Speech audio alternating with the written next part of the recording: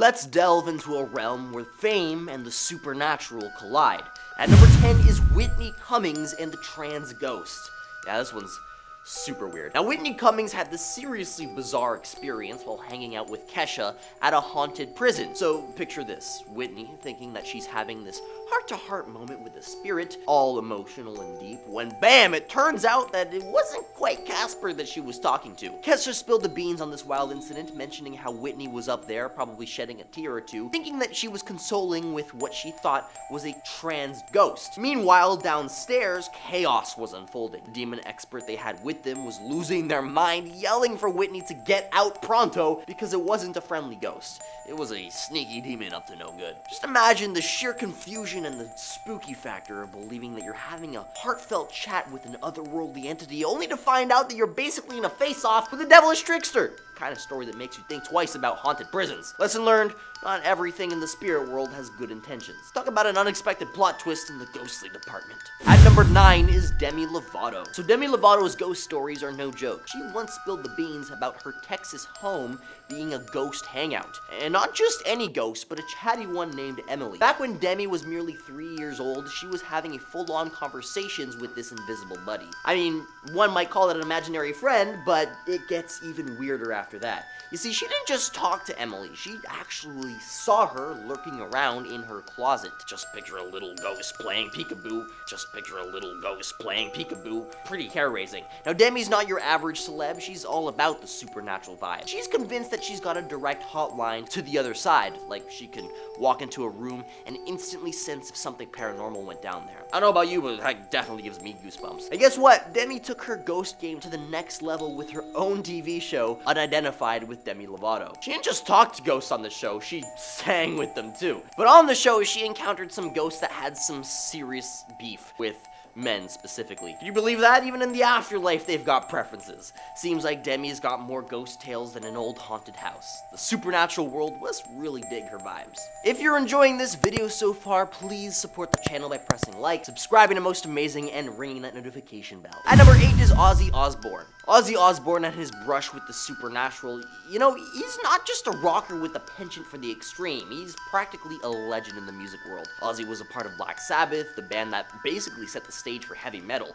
Their songs weren't exactly nursery rhymes, delving deep into spooky, dark themes that left people wide-eyed. Now, even after going solo, Ozzy kept that dark vibe going strong. He crooned about stuff like Mr. Crowley and, well, the song named after the band itself, Black Sabbath. It's like he really embraced that whole spooky scene. Now, let's get on to the juicy bit. Ozzy's tales of summoning ghosts and encountering the devil are just mind-boggling. He's not shy about talking about his super spooky experiences. He has shared stories about using a Ouija board to summon a ghost, and even claims to have seen the devil himself just hanging out on the edge of his bed. Now, it's easy to think, come on, Ozzy, really? But whether or not you believe his tales, his life has been anything but ordinary. He's definitely a rock and roll legend, and his whole journey is filled with mystery and darkness. I mean, sure, some say it's all part of his rock and roll persona, but whether it's real or not, adds a layer of mystery to his whole ordeal. Ozzy's life story is like a never-ending crazy train ride through the eerie and bizarre. At number 7 is Lily Collins. Lily Collins had this really intense experience while filming a movie called Extremely Wicked, Shockingly Evil, and Vile. This film is about Ted Bundy, this seriously infamous dude known for some seriously horrific stuff. Now, while playing her role in the film, Lily actually started having these super spooky encounters. This isn't gonna be your typical ghost story, to say the least. She spilled the beans to The Guardian about waking up at precisely 3:05 a.m. every single night. But she wasn't getting up all fresh and rested. No, she'd jolt to vivid flashes in her mind, like scenes from a serious struggle or something eerie like that. Now, instead of freaking out, she took it in stride. Lily figured out this wild theory that at 3 a.m., the barrier between our world and the spirit world is as thin as it gets. Now, she actually believed that these experiences were the spirits of Ted Bundy's victims coming to show support. Like they were saying, hey, we're here for you and we appreciate you telling our story. How bizarre is that? Talk about a spooky but strangely comforting twist in the middle of filming. At number 6 is Kim Kardashian. Kim Kardashian, right? I mean, she's practically a household name, but the thing about her journey to fame is that it's like a magnet for whispers and gossip. You see, people can't help but wonder if there's more to her success story. story. Talk of the town is some believe she might have shaken hands with the devil to get where she is. Now let's rewind to that leaked tape. It was the rocket fuel that launched her into stardom. But you've probably heard the rumors. I mean, critics say that her skyrocketing fame seems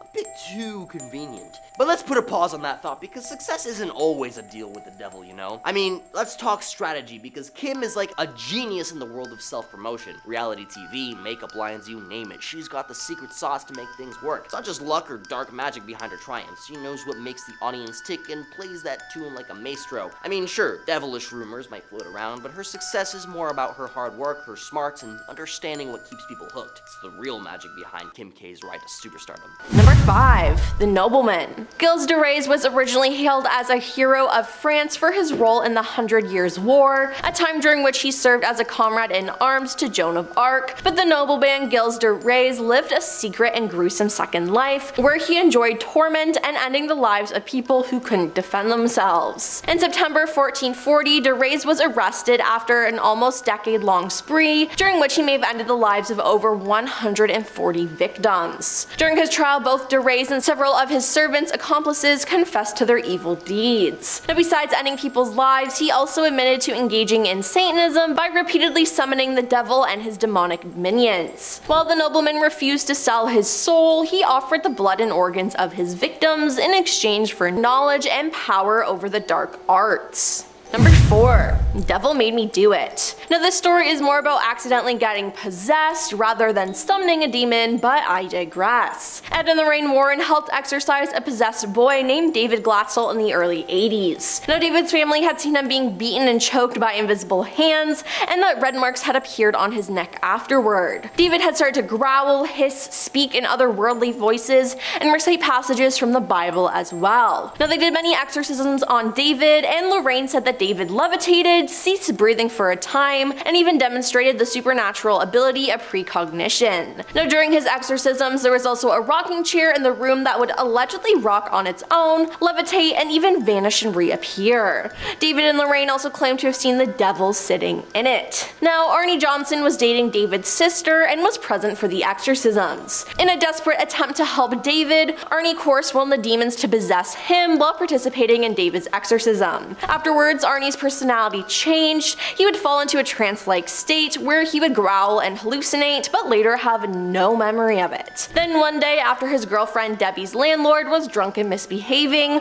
Ernie ended his life. The day after the incident, Lorraine Warren informed Brookfield police that Ernie was possessed when the crime was committed. The case then went on to trial, where Ernie's defense was demonic possession and the devil made me do it. Now the jury deliberated for 15 hours over 3 days before convicting Ernie of first-degree manslaughter. He was sentenced to 10 to 20 years in prison, though he only served 5. Number 3. The Codex Gigas. The Codex Gigas was published in the early 13th century and is written in Latin. The Codex Gigas is a Bible written in a monastery in Bohemia, modern-day Czech Republic. It is also referred to as the Devil's Bible due to a fully colored portrait of Satan taking up a whole page. And when I say a whole page, I mean a full 36-inch page. Yes, this is the largest illustrated medieval manuscript in the world, with a length of 36 inches, a width of 20 inches, and a total back-to-back thickness of almost 9 inches. Wow. Now the page next to the illustration contains a full depiction of the kingdom of heaven, and there's lots of stories about this book, most likely stemming from the large portrait of the devil. According to the legend, the Codex was written by Herman the Recluse, a monk who broke his monastic vow and was sentenced to be walled up alive. Now in order to try to escape his dire fate, he promised to write a book that would glorify the monastery forever, a book that contained the entire knowledge of the universe. Now Herman the Recluse was given one try to complete the book, and if he hadn't finished it by dawn, the sentence would be executed. Realizing by midnight that the task was impossible, Herman turned to the devil, who helped him finish the book for the price of his soul. Now some say that Satan's portrait is his own signature, and others believe that Herman drew the portrait himself as a thanks. Number 2. No more summoning. When this user was asked if they've ever summoned a demon, they said, "Have done it, I don't do it anymore." He didn't have a physical body. Most summonings don't include actual physical forms. We had a mental conversation, and I used ghost writing to keep track of the convo. After the ritual, you're usually very drained of energy, and it's easy to forget details, so documenting is always a good choice. He was very polite, friendly, and even bantered with me. After around an hour of talk, I ended the session, and we never had any problems again. I contacted that specific demon one other time before stopping. Life is easier without demons. And coming in at number 1 is a conversation. This online user said, I spoke to 6 demons over 2 nights. I had no agenda in speaking to these demons. I didn't want to enlist their help with something or even to form a working relationship with them. I just wanted to meet them and interview them. I realized that they are not called demons for nothing. They are chaotic energies who exist to screw things up in various unique ways, and they are tricky. Just talking to them was a bit exhausting. At no point did I feel genuinely threatened, but I did feel unsettled or uncomfortable. If you decide to speak to them, keep your guard up. Don't let yourself say deal as a figure of speech, as one tried to make me do. Watch your words and watch their words too. I started mixing up who was saying what as I was writing the conversation down, which had never happened before, so I realized they were messing with me. I also made a strange Freudian slip, such as almost writing friends hurt each other instead friends trust each other. I noticed when these things happen. I told the spirits, hey, stop doing that, call them out on whatever they try to pull, and don't let them in, don't give them anything. And we're starting things off with David Berkowitz, aka the son of Sam. One peculiar aspect of his case was his claim that his neighbor's dog was possessed and instructed him to commit violent acts. In the mid-1970s, Berkowitz carried out a string of shootings. He was eventually arrested in 1977, and during the investigation, he admitted to the shootings and claimed that his neighbor's dog, a black Labrador retriever named Harvey, was possessed by a demon. According to Berkowitz, Harvey commanded him to take the lives of people. Berkowitz later asserted that he had started the fires in the Bronx, attributing this act to the dog's influence as well. In 1978, Berkowitz pleaded guilty to the crimes and was sentenced to 6 consecutive life sentences in prison. He later renounced his satanic beliefs and became involved in prison ministry, offering counseling and support to other inmates. And at number 9, we have Sean Sellers. He was a self-proclaimed Satanist who claimed to be possessed by a demon named Azaret. In 1985, at the age of 16, Sellers took the lives of his parents, Vonda and Paul, in their Oklahoma home. He later confessed to these acts, as well as having shot a convenience store clerk a year prior who refused to sell him beer. Sellers stated that his involvement in Satanism influenced his actions. According to Sellers, he believed he was possessed by the demon, which drove him to commit the violent acts. And Sellers was eventually arrested, tried, and convicted for the crimes. He was sentenced to death in 1986, and during his time on death row, he became a born-again Christian and renounced his previous involvement in Satanism, but despite his change in beliefs and multiple appeals, Sellers was executed by lethal injection in 1999. Next up is Manuela and Daniel Ruda, 2 lovers bound together by their passion for violence in the name of the Dark Lord. How romantic. Manuela and Daniel Ruda were a German couple involved in a highly disturbing incident in 2001. They were responsible for the death of Frank Hackert, and their reason for taking their friend's life? Well, according to the couple at the time, they thought he was so funny and would be the perfect court jester for Satan. The Rudas were deeply immersed in occult practices, spending time vacationing in England and Scotland, sleeping in graveyards, and going to devil-worshipping parties. The couple subjected Hackert to hours of violent rituals, which tragically led to his demise. After taking Hackert's life, they stuck his body in a coffin that they used as a coffee table. They attempted to dismember his body, but they were apprehended before they could dispose of the remains. They were actually caught in a gas station, and apparently they were brandishing chainsaws, like waiting for the authorities to arrive. Very insane. In 2002, they were both convicted of the crime, with Daniel receiving a prison sentence and Manuela being committed to a psychiatric institution because of her diminished mental state. She cut her ties with Daniel when he was in prison, though, and he landed himself in court once again years later when he apparently attempted to hire a hitman to take her out. True love at its finest. As insane as all this is, using a coffin for a coffee table, that is actually an awesome idea. I am taking note of that. Nikolai Ogolobyak. This next case happened in 2008 in Russia. It's pretty disturbing. Nikolai was a former choir boy turned Satanist and led a small cult of Satan worshippers. He and a few of his underlings lured 4 teenagers in the local goth scene into the woods, about 300 miles northeast of Moscow, where they forced them to drink alcohol before stabbing them 666 times each. After that, they ate parts of their victims' bodies. The group was arrested when various body parts were found in Nikolai's apartment complex. One member was quoted saying, "Satan will help me avoid responsibility. I made many sacrifices to him." Another said, "I tried to turn to God, but it didn't bring me any money. I prayed to Satan and things improved." It didn't improve that much because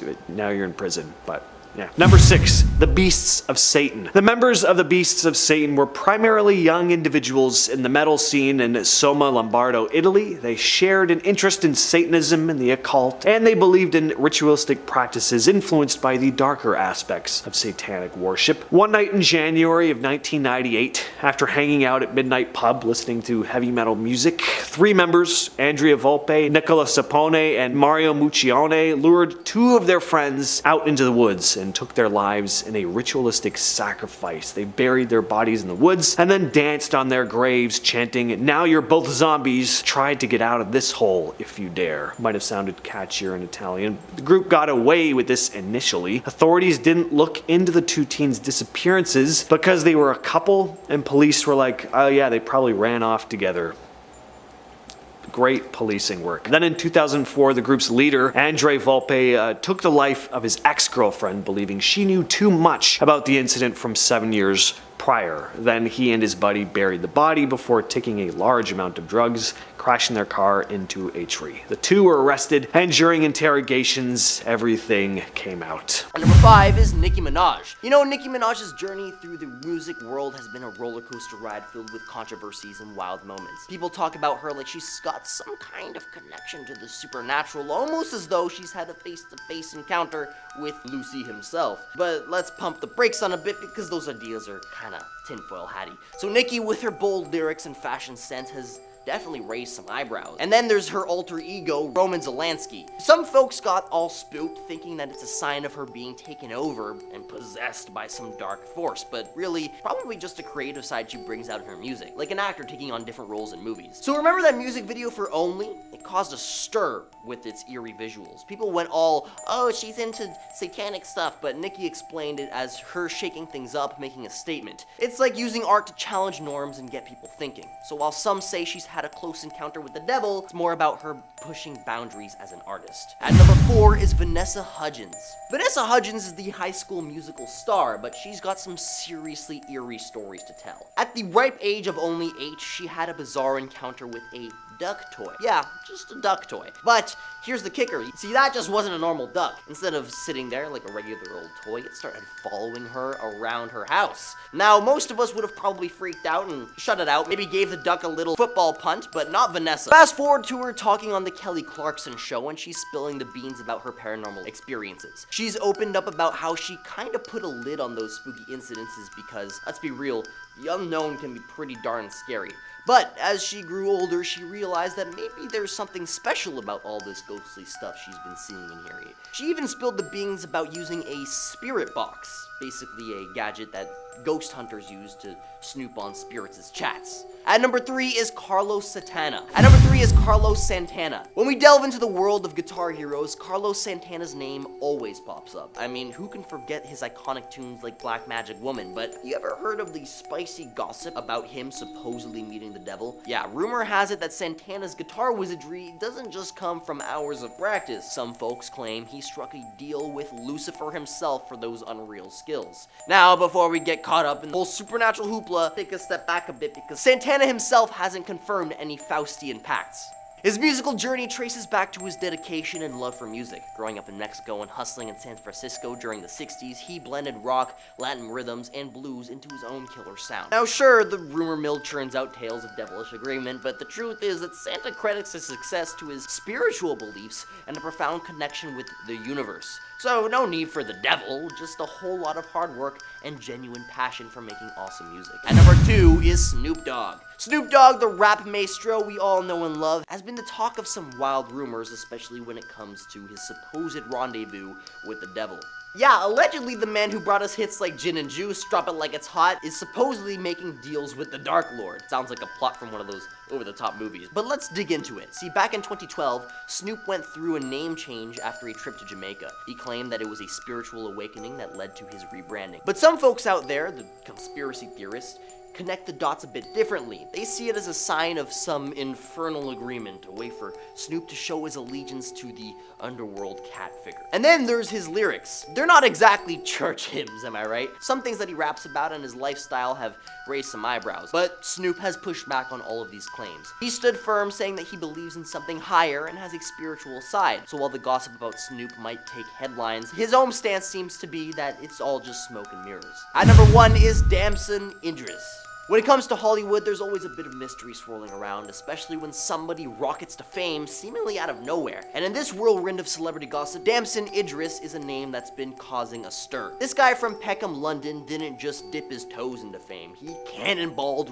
right in with his breakout role in Snowfall. Playing a young substance dealer in the 80s epidemic was no small feat. But then whispers started. Is he really that good, or is there some dark magic involved? Folks started spreading rumors, thinking that he might have made a deal with the devil to skyrocket his way up the ladder of success, pointing fingers at his charm and acting chops, claiming that there's no way he's that good without supernatural help. But hold your horses, let's remember that hard work can pay off big time. His dedication to his craft is undeniable. The guy's been hustling and refining his acting skills for a while now, and maybe that's just what was behind his rapid rise to success. I mean, sure, devilish rumors spice up the story a bit, but maybe, just maybe, it's all about talent and relentless effort paving his way to stardom. Number 10. George Lukins. Coming up first on our list is our oldest entry, one George Lukins, dating all the way back to the 17th century, back when there was just more demons around in the air and everybody was exorcising each other. George was possessed by an evil spirit named Yatin Demonica, causing him to behave, well, oddly. He was speaking backwards, speaking in tongues, making inhuman growls, and generally behaving like a guy who had a demon in his throat. He tried to see doctors, but found that it wasn't much help, and thus sought out the clergy, who sent 7 priests to tend to such a demon. The reverend leading them was afraid of the creature inside of George, fearing that he wasn't prepared to deal with such a demonic threat, and as such, he was accompanied by an entire group of priests to tend to Lukins. He was calm throughout the entire procedure, and they thought that they had vanquished the spirit inside of him and everything was hunky-dory, but for the rest of his life, George Lukins would complain about supernatural occurrences happening to him all the time. Perhaps you can never truly wipe the slate clean. And my friends, if you like what we do here, why not click through, spend the rest of the day watching scary, cool videos, and toss a subscribe our way. You won't regret it. Number 9. Anna Eklund. The next one was made into a movie, alongside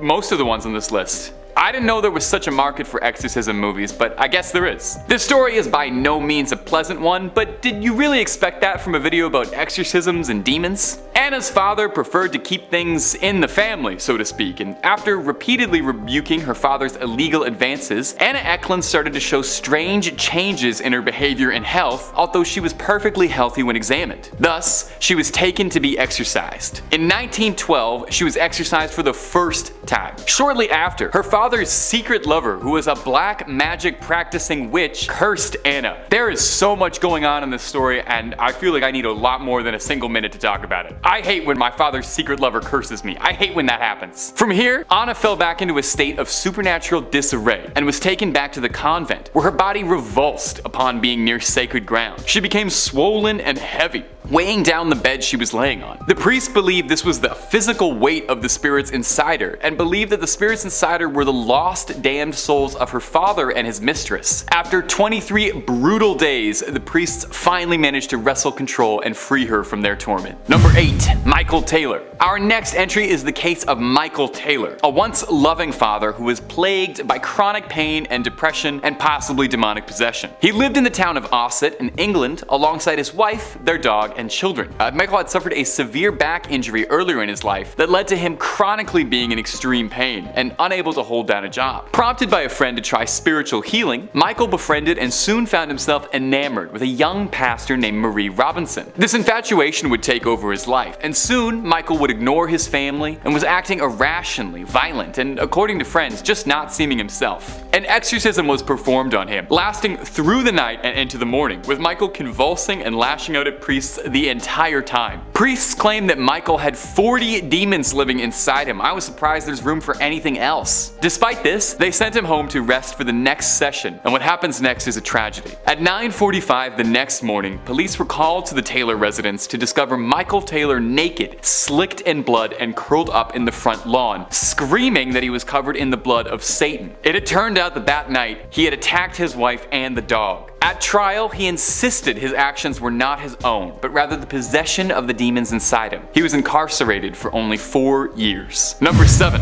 Gina. More than a few exorcisms on this list have served as the inspiration for big budget Hollywood movies, but this is the only one that was broadcast on a TV channel for everybody to see. Reverend James Labar oversaw the exorcism of a young woman named Gina, who is believed to have been possessed by the devil. The Reverend was quoted as saying, "We thought it was important for people to understand that the devil does exist, and most important, that the church has a means to help." This was certainly not without its controversy. Many detractors both in the church and outside of it said that it was sensationalizing and exploitative of the young woman who, if she really was suffering from problems, mental or otherwise, she probably would have done a lot better without a camera crew pressed up against her filming her most private moments. It was described as being medieval, propping up a mental patient for the entertainment of masses on a Sunday. And in actuality, the woman was a mental patient and was undergoing treatment at the time for psychotic episodes, although her family believed her problems were supernatural in nature. In the end, the church declared the exorcism a success and said that while most of the evil had been driven out of Gina, she was still plagued by psychological problems, and in the Reverend's own words, she is up and about but not well. Surely being part of a televised exorcism had nothing to do with that. 6. Marcica Corici. What would happen when a member of the cloth gets possessed? We don't usually hear about stuff like that, like nuns and priests. Well, in the case of Marcica Corici, that's exactly what happened. She was a member of the convent, a nun living in Romania, when she was thought to have come under possession of a hostile demon that had taken up residence inside of her. She believed that she had heard the demon speaking to her at all hours. Initially, she was treated for schizophrenia, but when priests found that it wasn't enough, they decided an exorcism was in order. She was restrained after she refused to drink holy water, which makes sense. I've never tried it, but I bet it doesn't taste great, demon or no. She was bound to a cross, gagged with a towel of holy water, and kept without food or water for 3 days in the church's basement. Unsurprisingly, she would die from this. The priest who led the exorcism pleaded that he was innocent in his involvement with Marcica's death, as he was simply trying to remove spirits from her as God intended. I get where you're coming from, but isn't the point to remove the spirits so she can go on living? In the end though, her official death was ruled that it was an overdose of adrenaline after she was taken to the hospital. Next on the list is Ricky Queso. In 1984, Ricky Queso, a teenager from Northport, New York, took the life of his friend Gary Lauwers. On June 16, 1984, Queso and a group of friends, who were all part of a group they called the Knights of the Black Circle, lured Lauwers to a remote wooded area. There, a confrontation ensued, during which Queso and his accomplices subjected Lauwers to a drawn-out beating. Queso apparently tried to force Lauwers into praising Satan. Lauwers refused though, repeating that he loved his mother. The entire group was high on psychedelic drugs at the time. Queso would then brag about the incident to his friends days afterwards, claiming that Satan had appeared to him in the form of a black crow. When it cawed, he interpreted it as Satan giving his approval of the attack. This was at the height of the satanic panic in the US, and Queso's fascination with satanic rituals and the occult, and the fact that he was wearing an AC/DC t-shirt when he was arrested, it all became the focal point in the media coverage of the case. And shortly after the incident, Queso was arrested and charged in connection with Lauwers' demise. And before he could stand trial though, he took his own life in his jail cell on July 7th of 84. Number 4, the Ripper Crew. The Ripper Crew was a notorious satanic cult active in Chicago during the 80s, comprising of 4 members: Robert Gett, Edward Spreitzer, and brothers Andrew and Thomas Cocorelis. They carried out a series of heinous crimes, abducting and taking the lives of several women in the area. They followed this twisted version of Satanism, using it as a justification for their violent acts. Their leader, Robin Gett, allegedly believed that offering human human sacrifices to Satan, he would then gain supernatural powers and protection. The Ripper crew targeted young women. They abducted their victims, subjected them to brutal torment, and then took their lives as part of their ritualistic practices. In '82, the police arrested Robert Getz. During his interrogation, he confessed to several crimes and provided information about the cult's activities, and this led to the arrest and conviction of the other members, including Edward Spreitzer and the Cocorellis brothers. But it's essential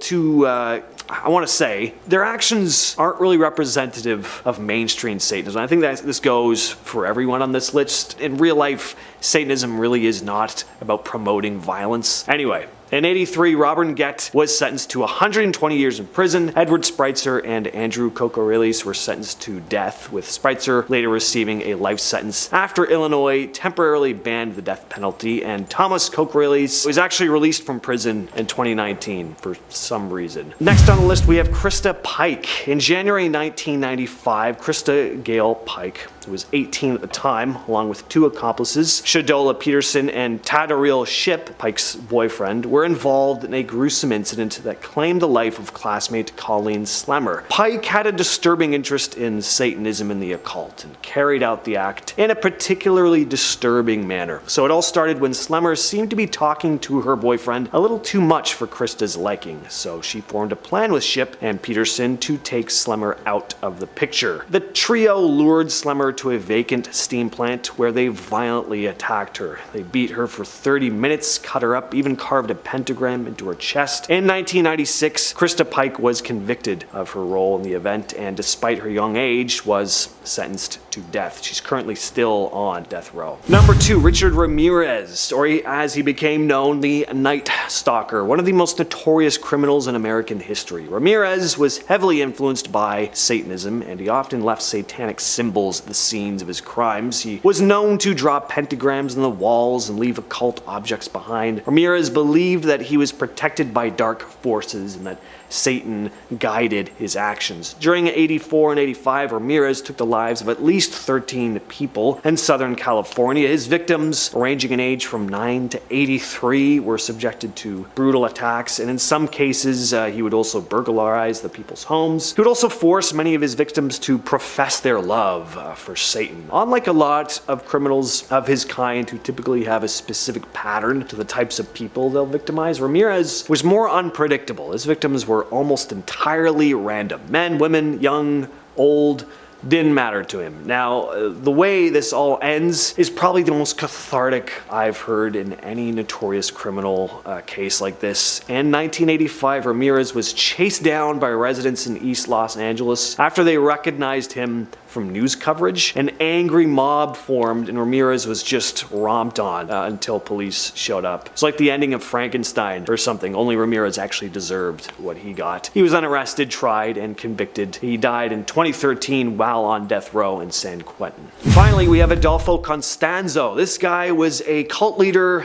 a drug trafficker, and he also practiced black magic. Man was just looking at the villain menu, was like, yep, I'll have that. I'll take that. Might as well check that off as well. He was the mastermind behind a criminal organization involved in drug trafficking, and he would take victims' lives in these spooky, dark rituals. He believed that performing human sacrifices would grant him supernatural powers and protect his drug trafficking operations. Cult members followed his twisted beliefs without question, basically the definition of a cult. The cult's rituals often involved human sacrifice. Victims were often abducted or lured and then died in ceremonies aimed at appeasing deities and spirits. Their bodies were dismembered and body parts were used in the rituals. In 1989, Constanzo's criminal activities began to unravel when Mexican authorities discovered the cult's headquarters in Matamoros, Mexico, and there they found evidence of the cult's rituals, including human remains and ritualistic artifacts. There's this big witches type cauldron with a dead black cat and a human brain inside of it. Doesn't seem real. Constanzo and 4 of his followers fled, but were eventually tracked down by the police, and Constanzo didn't want to be taken alive, and so he ordered one of his followers to shoot him, and that was the end of that. Coming in at number 10 is meditation. On April 13th, 2022, Stephanie Hosmeyer replied to the question online that read, "Have you accidentally summoned a demon. She replied by saying, "Yes, I did. Wow, what a mistake. I think I was just meditating with these stones a friend gave me for watching her dogs for her. They were polished stones in a medicine bag.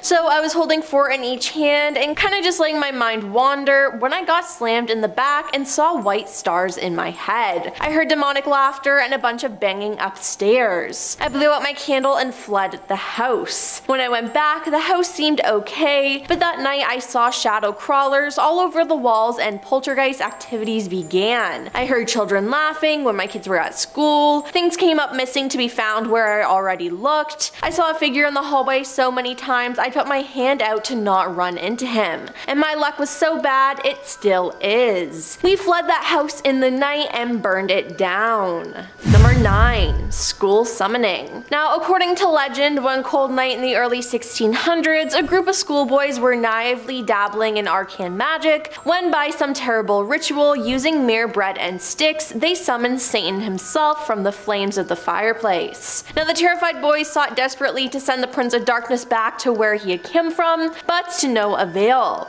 They then tried to hide their mistake, however, realizing this might not go away as easily as their other mistakes, they needed help. The boys hurried for the schoolmaster, old Mr. Hodgson, who already well knew something was awry after his ensorcelled trencher had begun to spin by some necromantic spell. The schoolmaster hurried at once to confront the evil intruder, whom he found smugly awaiting him. Tauntingly, Satan called out to the schoolmaster, "Ye know the bargain, thou hast 3 chances to defeat me in battle of wits, or else thy soul is mine for eternity." Now, the wise schoolmaster challenged his adversary to first count all the blades of grass on the castle croft. In a flash of smoke, the devil hurried away to the banks of the Irwell near Bury Castle and completed the task in less than an hour. The schoolmaster then challenged him to count all the grains of sand on the school brow, but in this too the devil succeeded. For his final task, the undaunted and steady schoolmaster challenged Satan to count all the letters in the parish church's large Bible. After jeering that too would prove easy, Satan made his way to the nearby church, and upon finding the leather-bound book on the pulpit, he heaved open the cover. At once, however, the words on the ancient vellum began to dance and blur before his eyes, and he knew that he had been beaten. Enraged, Satan departed back into the fireplace, and with a deafening crack, a large fissure appeared in the stone. To this day, the devil's stone remains visible and now sits under a clock.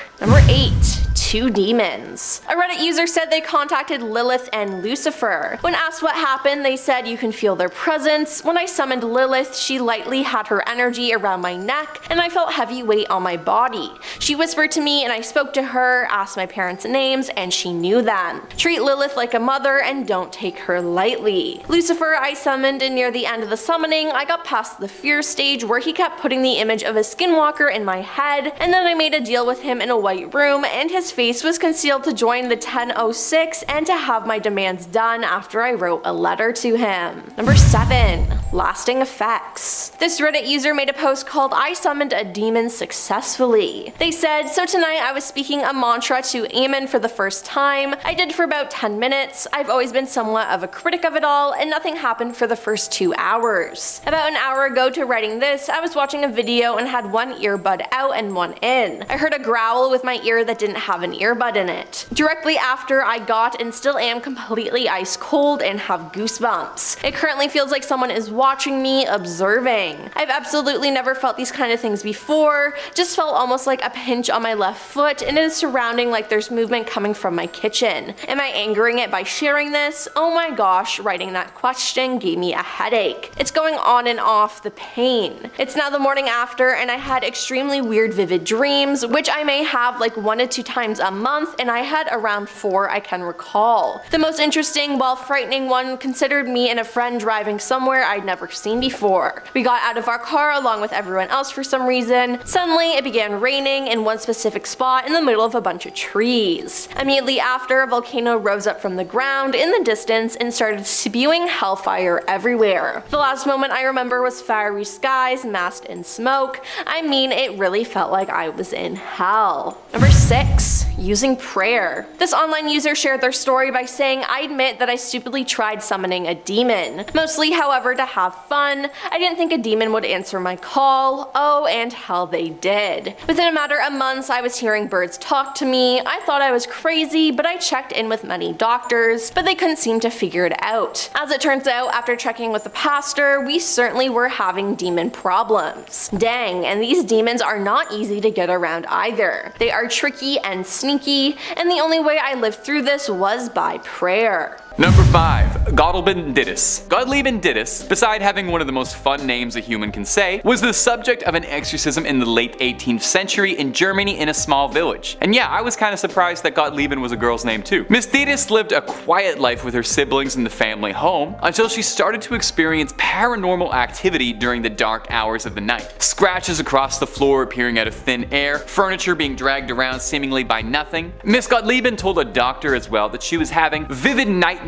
where she was visited by a demonic spirit of an old woman holding a baby in her arms, you know, normal everyday stuff. Gottlieben moved to stay with a cousin, but the paranormal activity would follow her, leading one Reverend Blumhardt to take it upon himself to free the woman of the evil energy lying dormant inside her. The exorcism was pretty brutal, even by exorcism standards, which are not nice. Reports say Gottlieben vomited sand, glass, blood, nails, and just a little bit of pea soup. During the exorcism, the spirits inside Gottlieben allegedly jumped out of her and made their way into her sister who was watching, leading the Reverend to duel the demons inside both women, although thankfully ultimately prevailing. Number 4.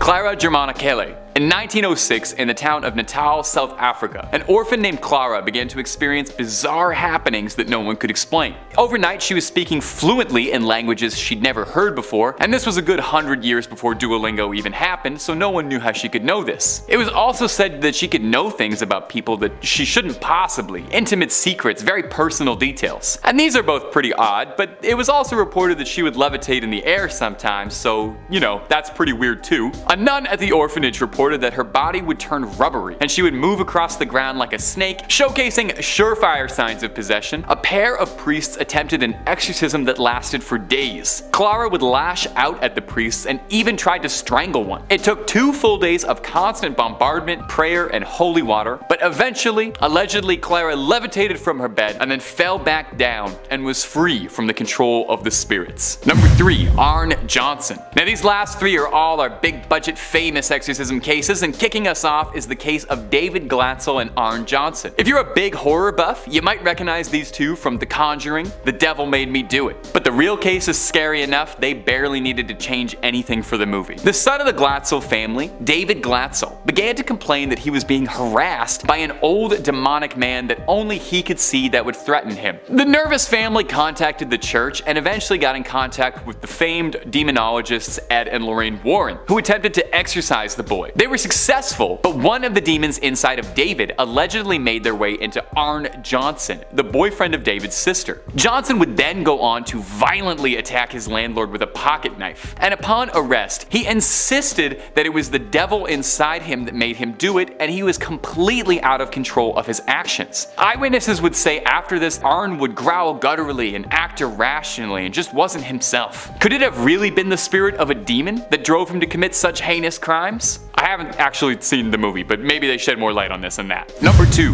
Anneliese Michel. This case is Anneliese Michel, which is made famously into the exorcism of Emily Rose, and it's not a particularly happy tale, I will warn you. Michel was suffering from severe mental health problems and was staying at a psychiatric hospital. From here, she developed a strong resistance and intolerance to any sort of Christian symbolism, convulsing upon seeing crosses, and claimed to hear voices of demons. This led her family to believe she was being possessed, who contacted priests and demanded she be exorcised. Anneliese's case was famous for how long and brutal it was. Anneliese was restrained and exorcised for hours on end for months. Over the span of 10 months, she was exorcised 1 to 2 times weekly for hours on end. Near the end, she stopped eating and drinking entirely. Anneliese would pass from malnutrition and starvation. In the end, her death was ruled a negligent homicide, and her parents and the priests who performed it were charged for their misdeeds. And finally, number 1, Roland Doe. Well, if we're talking about famous exorcisms, it's going to be pretty difficult without mentioning maybe the most famous exorcism, the case of Roland Doe. If it doesn't immediately stand out as recognizable to you, maybe if I told you it's the basis for the film The Exorcist, you might perk up. The real case is pretty different than the film though. No pea soup, no twisted heads, but lots of demons. Young Roland Doe was an isolated boy who spent a lot of time with his aunt, who was fascinated by the occult. She gave him a Ouija board and taught him of the spirit world. When she passed, Roland began to experience all the telltale signs of possession. Strange growling, furniture around the house moving, so an exorcism seemed like it was in order. But the demons had a tight grip on Roland's soul. During the exorcism, the boy managed to escape his restraints and slash at a priest's throat with a broken bed spring. The family moved to St. Louis after red scratches that appeared to spell Louis appeared on Roland's body. From here, he was exorcised yet again by more seasoned priests, who after a brutal battle freed the boy's soul, who claimed he saw a vivid vision of Saint Michael battling Satan